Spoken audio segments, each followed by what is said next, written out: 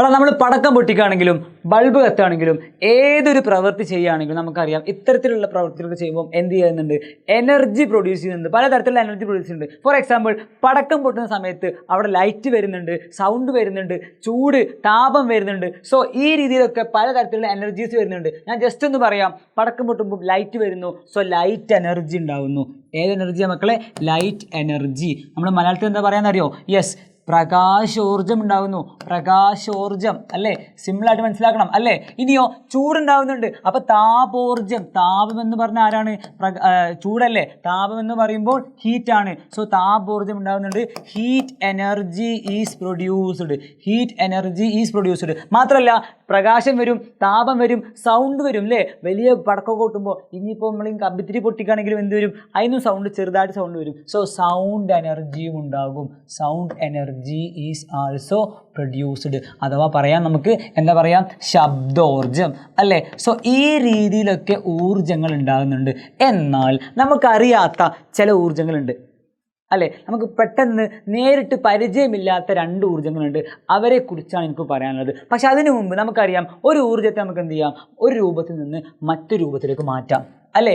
അതായത് ഇപ്പോൾ for example ഏതൊരു വസ്തു എടുക്കുകയാണെങ്കിലും അതെല്ലാം രാസോർജ്ജമുണ്ട്. ആ വസ്തു കത്തിച്ചാൽ അല്ലേ എന്തായിട്ട് മാറും? ചൂടായിട്ട് മാറും, ലൈറ്റായിട്ട് മാറും, സൗണ്ടായിട്ട് മാറും. സോ ഇതിലുള്ള രാസോർജ്ജമാണ് ഈ പറഞ്ഞിട്ടുള്ള ഊർജ്ജമൊക്കെ ആയിട്ട് മാറിയത് അല്ലേ? നമ്മൾ നേരത്തെ പടക്കം പൊട്ടിക്കുന്ന കാര്യം പറഞ്ഞു. സോ ആ പടക്കത്തിൽ സ്റ്റോർ ചെയ്തിട്ടുള്ള രാസോർജ്ജം, കെമിക്കൽ എനർജി എന്തായിട്ട് മാറി? ഈ കാണിച്ചിട്ടുള്ള ഊർജ്ജങ്ങളൊക്കെ ആയിട്ട് മാറി. സോ നമുക്കറിയാം, ഒരു ഊർജ്ജത്തെ മറ്റൊരു തരത്തിലുള്ള ഊർജ്ജമാക്കി മാറ്റാൻ പറ്റും. പക്ഷെ നമുക്ക് ഒരിക്കലും നശിപ്പിച്ച് കളയാൻ പറ്റില്ല. ഓക്കെ, അപ്പോൾ ഞാൻ പറഞ്ഞ ആ രണ്ട് തരത്തിലുള്ള ഊർജ്ജങ്ങൾ, ഒന്ന് ഗതികോർജ്ജമാണ്.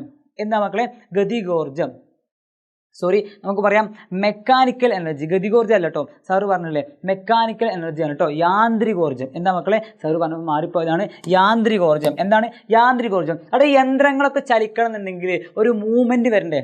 ഒരു കറക്കം, ടയറിലൊരു കറക്കം വരണ്ടേ? സോ എങ്ങനെയാണെന്നറിയോ? നമ്മൾ കൊടുക്കുന്ന ഇന്ധനം, ഇപ്പോൾ ട്രെയിൻ ആണെങ്കിൽ നമ്മൾ ട്രെയിനിലേക്ക് കൊടുക്കുന്ന ഇന്ധനം എന്ത് ചെയ്യും? അതിൽ കത്തിയിട്ട്, അതിൻ്റെ എൻജിനിൽ കത്തിയിട്ട്, അതിൻ്റെ മെഷീനിലൂടെ എന്ത് ചെയ്യും? പുറത്തേക്ക് ഒരു തള്ളായിട്ട്, ഒരു ഫോഴ്സായിട്ട്, ഒരു ബലമായിട്ട് പുറത്തേക്ക് വരും. സോ ആ ഊർജ്ജം നമുക്ക് പറയാം മെക്കാനിക്കൽ എനർജി. വൈദ്യുതോർജ്ജമോ അല്ലെങ്കിൽ ഇന്ധനങ്ങൾ കത്തുമ്പോൾ ഉണ്ടാകുന്ന ഊർജ്ജമോ എൻജിൻ പ്രവർത്തിക്കുന്നതിനും അതുവഴി യന്ത്രഭാഗങ്ങൾ ചലിക്കുന്നതിനും കാരണമാകും. യന്ത്രങ്ങളുടെ പ്രവർത്തനത്തിലൂടെയുള്ള ഈ യാന്ത്രികോർജ്ജമാണ് വാഹനങ്ങൾ ചലിപ്പിക്കുന്നത്. സോ അവിടെ മാർക്ക് ചെയ്യേണ്ടത് എന്താ മക്കളെ? ആ ഊർജ്ജം നമുക്ക് എന്ത് പറയാം? യാന്ത്രികോർജ്ജം, mechanical energy. Electrical energy or the energy produced by burning fuels is used to make an engine work and in turn to make machine parts move. Working of an engine involves mechanical energy which enables vehicles move അല്ലേ? Mechanical energy. പിന്നെ നമുക്ക് പറയാം, fan കറങ്ങുന്ന സമയത്ത് നമ്മൾ കൊടുക്കുന്ന വൈദ്യുതോർജ്ജം എന്തായിട്ട് മാറുന്നു? ആ കറങ്ങാൻ വേണ്ടിയിട്ടുള്ള, ആ മൂവ്മെൻറ്റിന് വേണ്ടിയിട്ടുള്ള എനർജി ആക്കി ഉപയോഗിക്കുന്നു. നമുക്ക് പറയാം മൂവ്മെൻറ്റ്സ് എന്ന് പറയുമ്പോൾ നമുക്ക് കറക്കമായാലും മൂവ്മെൻ്റ് ആയാലും നമുക്ക് പറയാം അത് മെക്കാനിക്കൽ എനർജിയാണ്, യാന്ത്രികോർജ്ജമാണ്. ഓക്കെ, സോ യാന്ത്രികോർജ്ജത്തെ കുറിച്ച് നമ്മൾ പറഞ്ഞു. ഇനി മക്കളെ മറ്റൊരു ഊർജ്ജമാണ് രാസോർജ്ജം. നമുക്കറിയാം അല്ലേ, പ്രകാശം ഉപയോഗിച്ച്, സൺലൈറ്റ് ഉപയോഗിച്ച് ചെടികൾ എന്ത് ചെയ്യുന്നു? അവർ പ്രകാശ സംശ്ലേഷണം നടത്തുന്നു. അഥവാ നമുക്ക് പറയാം ഫോട്ടോ സിന്തസിസ് നടത്തുന്നു അല്ലേ? സോ അവർ അവിടെ നിൽക്കുന്ന പ്രകാശം, ആ സൂര്യപ്രകാശം ഉപയോഗിച്ച് അവരെന്ത് ചെയ്യുന്നു?